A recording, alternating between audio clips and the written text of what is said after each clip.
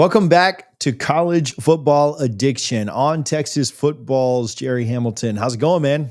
It's going great, man. Just SEC play is here finally. It's like Texas has been had a weird schedule this year because you started the season against Ohio State and it was 6 months of buildup, right? And then you had Sam Houston State, UTEP, and Sam Houston State, and the fan base is like, "Hey, we're all waiting for SEC play in the trip Yeah. to the swamp." Well, here it is. Yeah, and for a peek behind the curtain, you're doing like a second one of these in a row. So Yeah, I feel like Allie got you all primed up. So yeah. I've been ready for this because look, it's Texas and Florida. What's weird is when the new schedule came out, I didn't. One thing I did not expect is Texas and Florida to play 3 years in a row. And yeah, that's what's going to end up happening with this new schedule. And it's very interesting because there's schools that are very similar from an academic standpoint. I think they're actually ranked the same nationally academically, and are two universities that somewhat mirror each other in a lot of ways. So it's a budding rivalry, but for a rivalry to happen, both teams have to win, and it needs something to matter. And right now, the only thing that matters is Napier's job and yeah. Texas playoff hopes. With that, like he's not been great offensive. The team has not been great offensively. Man, when we talked in the offseason, we built this up as like the arch Lagway Yeah. matchup. And I don't even really know how much that matters now. Obviously, both have had their struggles in different ways. Lagway seems so banged up, injured. He's had a billion things going on, he got stepped on, I guess, in that Miami game and was wearing a boot a couple of days after that.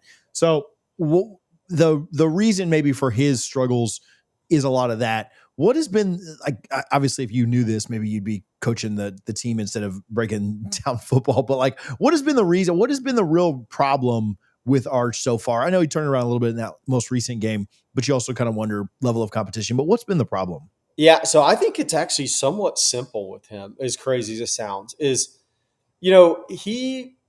He has more pressure on him. I do believe this is. I'd be saying this if I was still ESPN doing national stuff in recruiting, right? An Under Armour game like I used to. He has more pressure on him probably than any college athlete I've ever seen. Oh. The build up to him, he set 2 years, right, and learn, and the build up to Arch Manning being the next Manning, being in the SEC, being at the University of Texas, one of the biggest brands. Then you take over the reins, and it's a number one ranked team in the country preseason, and your first game's at Ohio State. By the way, your first real start, your first road start is against Ohio State on the road with 6 months of buildup. You can't create a more pressure packed environment for a quarterback than that. And I think in that game, the one thing I noticed, he missed the easy throws. He missed the throws that he'd been making since he was probably in fifth or sixth grade, right? Training with David Morris at QB Country, does a great job in Mobile, right? Those were the throws that he missed. And I think his confidence started to wane. And I think in the UTEP game, man, that confidence hit some really rock bottom places. And it might have been the best thing that ever happened to him. We'll see how the rest of the season goes. I don't want to say the best thing that ever happened to him. That's wrong. That's easy to say, but it's not true. But I think what happened is he missed so many easy throws. I think he lost confidence in what he was seeing and what he was doing. And confidence is a shaky thing. We see it. We see it with these guys, with these quarterbacks all the time. And it's now enhanced in college because they're all making seven figures. Yeah. So there is no margin for error for any of these guys with fan bases. But I think it's purely a confidence thing. Everybody's like, oh, he's throwing sidearm. He's going to be the most broken down quarterback in college history. I jokingly say on our YouTube channel, not jokingly, that you remember Tiger Woods when Golf Channel was at their height, every swing he made was broken down, good, Mm-hmm. bad, and ugly.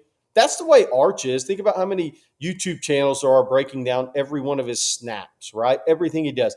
It's the same thing on a college level. And I'm not comparing him to the greatest athlete in the world at the time, but the coverage of it's that at the college level for Arch. So, and people are like, oh, you just stay away from social media. You can't. You're an NIL guy now. You have commercials. You have to be on social media. So it's hard to live in that fishbowl and not look at things. So I think it was purely confidence with him. And I think he got some of that confidence and some of that swagger back against Sam Houston.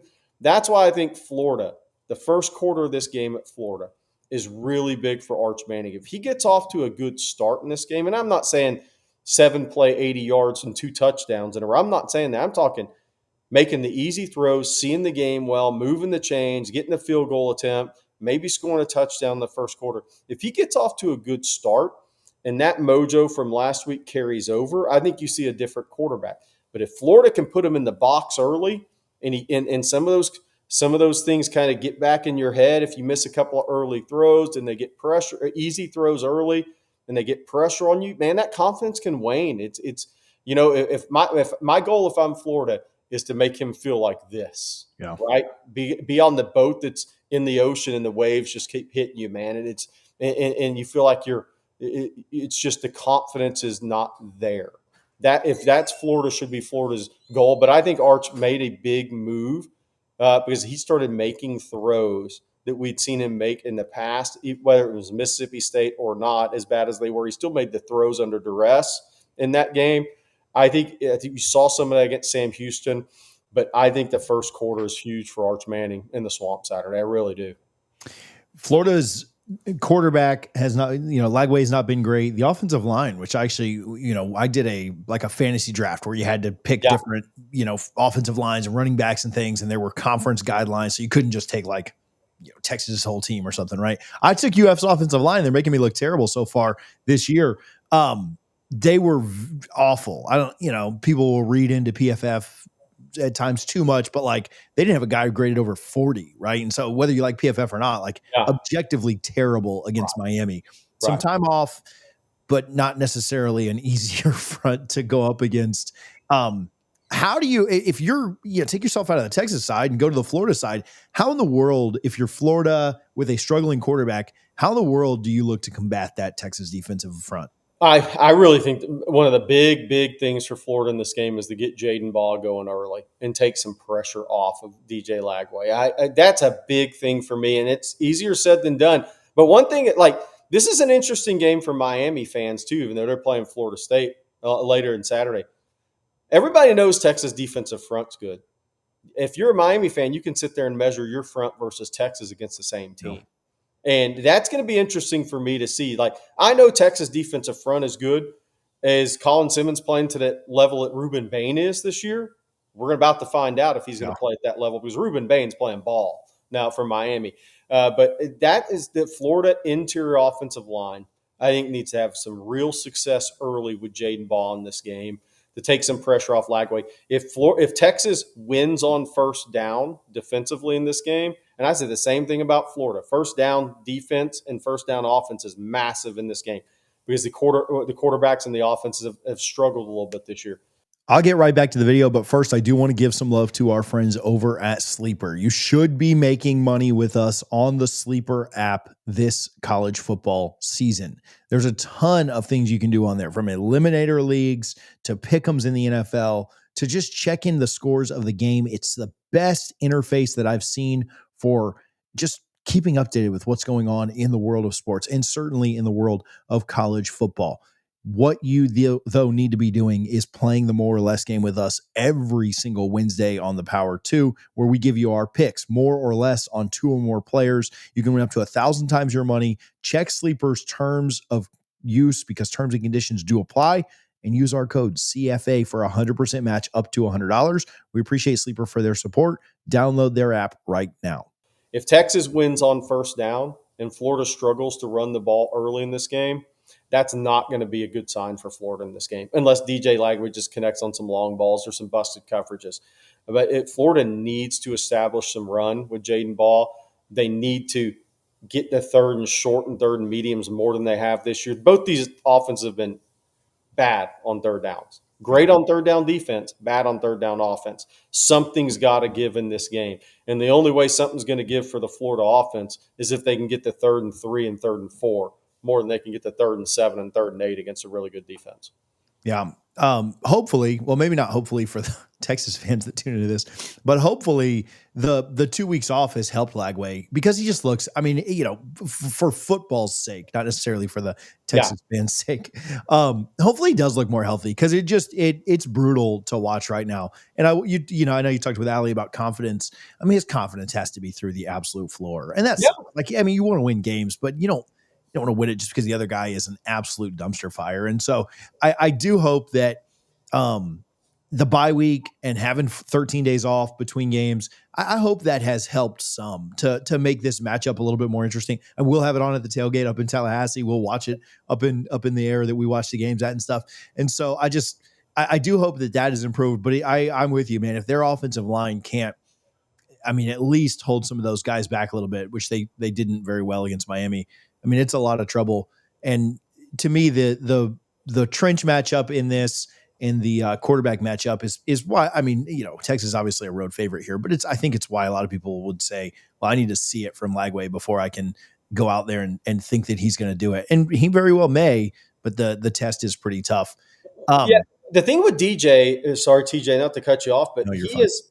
he has 9 touchdowns and 12 interceptions in his career against Power 4 teams to this point. That number's got to start to swing in a different direction. Yeah. I mean, if it continues to go down that path, then it becomes it becomes impossible for a fan base to stand behind a quarterback. But it also gets really tough for a coaching staff to stand behind a quarterback, because if you have more interceptions and touchdowns, and that carries over to like a 9, 10, 11, 12 game scenario for a quarterback, man, there's so much doubt that creeps in everywhere at that point. For a guy that's as talented as DJ Lagway is, that's got to change. 9 touchdowns, 12 interceptions against Power 4 teams. And you look at this rest of the schedule for Florida, it's got to change starting immediately if he's going to become the quarterback that people think he can. No matter what's going on with the play calling, the offense, he's got wide receivers at Florida this year now. Yeah. Darnell Brown's good. Michael Sturdivant's good. Eugene Wilson, if you can ever keep him healthy, is good.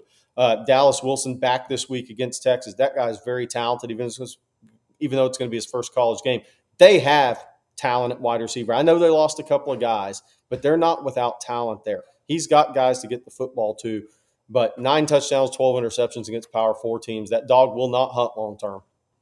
This Florida defense has played incredibly hard. And I mean, especially knowing when your offense can't, and we were joking about this before we went live. It's like last year for Florida State. The other team scored 2 touchdowns. You knew you were out of it. But the defense for Florida has continued to answer the bell. They took that Miami game down in the 4th quarter. And so I wonder, they are banged up, but I also wonder just about the offenses they played. LSU's offense has struggled. Miami's offense kind of looked weird in that matchup too. Texas's offense had their struggles as well. How much does the Florida defense concern you? I think they're playing well enough on all 3 levels because they've played good quarterbacks, and that's the thing I would look at with Florida. No matter if LSU's offense has been what people expected or not, they've played 3 good quarterbacks. The kid at South Florida is a big body who presented a different challenge, right? Then they had Garrett Nussmeier. Then they had Carson Beck, and while I still think Carson Beck's a turnover machine at times, he's still a guy that has a lot of experience at Georgia and whatnot in big games.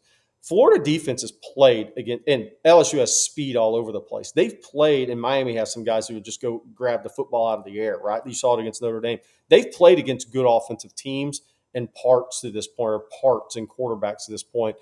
So that the Florida defense giving up 284 yards a game on the schedule they have, now playing at home in what could be a soggy field, a little bit of rain, a little bit of wind. If I'm Texas, it makes execution on first down at a premium and getting the 3rd and shorts at a premium. That defensive front, while they're banged up, still has really good players. Tyreek Sapp is a really good player. George Gums, if he's healthy, is a quality player. They have enough depth there despite the injuries. Jamari Lyons, really good player. Will play on Sundays, right? They have talent despite the injuries. And then Florida's linebackers are really good. Dijon Johnson, I think, was a loss for them in the secondary. But I think they're going to get somebody back this week as well, one of the DBs back. They've been playing well enough at all 3 levels to win the football games they lost. So that's the ultimate respect I have for a defense. But Texas has to win first downs. If they don't win first downs, and it's a bunch of 3rd and longs in this game, the Texas offense is up against it. I'm going to combine these two just to get us out of here on time. But outside of the game concerns, outside of the actual between the whistles, thoughts on how Sark has typically performed in possible look ahead situations. We all know what next week is for Texas. Yeah. And then also just going on the road. The Swamp is still, listen, I've been there. I was there for the biggest sellout they've ever had. That is an awesome place to watch a game. And it's a very intimidating atmosphere when the team is playing well. I've also been in there when it's been a morgue.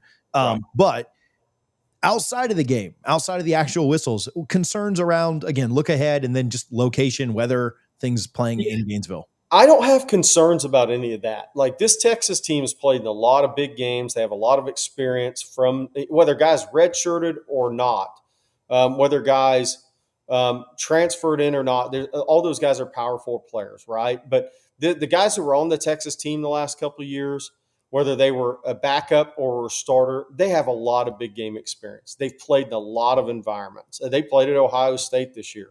I mean, I'm not worried about that part of it. Now, when's the last time Texas played in a rain game, right? If it's rainy. When's the last time they played on the grass field where the ball's slick? Texas plays on a sport turf field, right? I mean, when's the last time those things happen? That would be more of a concern for me, fielding punts, right? I mean, defensive back slipping, right? And then you have not a busted coverage, but somebody slips and it gives up an explosive or a touchdown. Yeah. Those are the things that I'm concerned about in a game like this, not the environment necessarily. And that's not diminishing Florida. I think the Swamp is, I've been to games there, it's an unbelievable environment. But this Texas team is battle tested. They've been through it. They've played in intense pressure situations. So I'm not worried about that with these guys. I'm worried about how the weather, if they haven't played in one of those games on grass fields, could affect play. Now, I will say this: always when you play in a hostile environment, everybody's like the quarterback's the most important position, and he is in sports, in football, right? But to me, I start with the center in games like this. If it's going to be loud, raucous, hostile, the center, it doesn't matter what happens at quarterback if the center isn't making the right calls and communicating with his line well. It all starts with the center. Texas starting center Cole Hudson has the number one job for Texas Saturday. That is to get everybody on the same page pre-snap when it's loud, when it's hostile, when it's raucous early in that game. If Texas fails to do that, they will be in trouble offensively. Give me a prediction for this one. I think 23-16, 23-17. Look, I know a lot of people are like, oh, Texas will go in and cover, and Florida's a good team, right? Florida's got talent. I'm not saying Florida's a good team. Florida's got talent. They haven't played well offensively this year. They've played really well defensively this year. I'm not sitting here not going to go in and predict something like Texas 30-10. I'm not going there. If a game happens like that, it happens like that. But I'm not going in with that mindset. I think Florida's got talent. I think they're going to be a physical football team. I think Arch Manning's coming in to Florida, and that's going to matter to the Florida fan base and the Florida players. Look, here's the reality. Arch Manning is maybe the most covered player in college football. What does that give you the ability to do as a defensive player? Make a name for yourself. Yeah. You have a chance to make a name for yourself Saturday. I think all that stuff matters. I'm going 23-16, 23-17. I think Texas, a couple of touchdowns, 3 field goals. I think special teams is where Texas has really improved, kicking, punting. I think it's going to show up Saturday and be the difference. Tell us a little bit about On Texas Football, the different shows you have, the different content, where people can find you, all those things. Yeah, on Texas Football, YouTuber.com. On Texas Football YouTube channel, we have Coffee and Football every morning, 8:15 to 9:30. Number of former Texas players come on throughout the week. So you can come come talk to us there. We welcome all the fan bases to come in and talk trash, have fun, talk recruiting, whatever. We have recruiting breakdown shows. We cover the team, nuts the bolts all throughout the week. Sark's press conferences. We'll have thoughts on Billy Napier's press conferences, player press conferences. We have run 4 or 5 shows a day over at On Texas Football YouTube channel. Come join us and have some fun. We love to talk SEC. We love to talk college football in general. You guys, I also, one more thing. You guys are doing a live show, right? Is it Friday night? Friday, I think from 4 to 5 East Coast time at Spurrier's Bar and Grill is where our Friday show is going to be. So that'll be a lot of fun. I've been to Spurrier's a few times. I'm not going to be there for that one. I've been there a few times. Great spot. I've told Texas fans that when they go into the game, make sure you get to Spurrier's Bar and Grill before the game, or if you get there a day early. It's such a cool little venue with his favorite plays on the coasters, right? Yeah. You sit there and the history of Steve Spurrier and a little bit of Florida football there. A great spot. We're going to be doing a show there Friday afternoon. Yeah. So any UF fans go and heckle or whatever you need to do. Yeah. He's there all the time too, though. So Yes. you may even run into him. Like it's not one of these things where they just put his name on it and like he's No, there he's all there a the lot. time. So really cool spot. That's awesome. Go check it out. And dude, I appreciate you a ton for taking some time and chatting with us Always. today. Good luck. Hey, babe, I got to ask you something. Oh, No, you're not getting out of here. Miami, Florida State prediction score. Oh man, I'm gonna make you do it too. Have After you I do gone it. there yet this week? Yeah, I haven't even done it yet because I usually do it on Wednesday. Listen, I'll give you the inside scoop here. I'm gonna pick us. I think it's like 60-40 Miami. Like if these two teams play, I think Miami is a little bit better. They've played a little bit better. They haven't shown the weaknesses that Florida State has. I think if I had an AP vote, which I probably should because I'm smarter than half those guys. But and that's not even saying much about me. That's more about them. Yeah. But I would have Miami number one in the country. Like I think they've been the most impressive team in the country so far. And I don't even really know. I mean, I don't know Ohio State went out and beat Washington, but still, I'd have Miami 1, Ohio State 2, Oregon 3, maybe Oregon 2. But all that said, I am going to ride with the home team. I'm going to ride with the fact that it's in Doak Campbell, the way that they were able to play. I think they're more dangerous after losing to Virginia. They still have deficiencies. They need to be, if they're as bad against the run as they were on Friday night, they will lose and probably lose handily. I think it's not a good thing they lost, but it's a good thing some of that got put on tape. I think they will adjust. They'll bring back more down to the box. They'll make Beck beat them. And I like the matchup of our defensive backs and their wide receivers. They do have a lot of talented guys. That's not a shot at their wide receivers. They're very good. But I like them to adjust the way they play. I think Virginia's tempo hurt them, and I don't think Miami's going to run tempo like that. So I think it'll be a not low scoring, but lower scoring than that UVA game was. And I like the home team to come out on top. So I think you nailed it on Miami. I think their offensive line is what makes their team. They're so good, man. And they did a great job defensively in the portal and getting Ruben Bain back.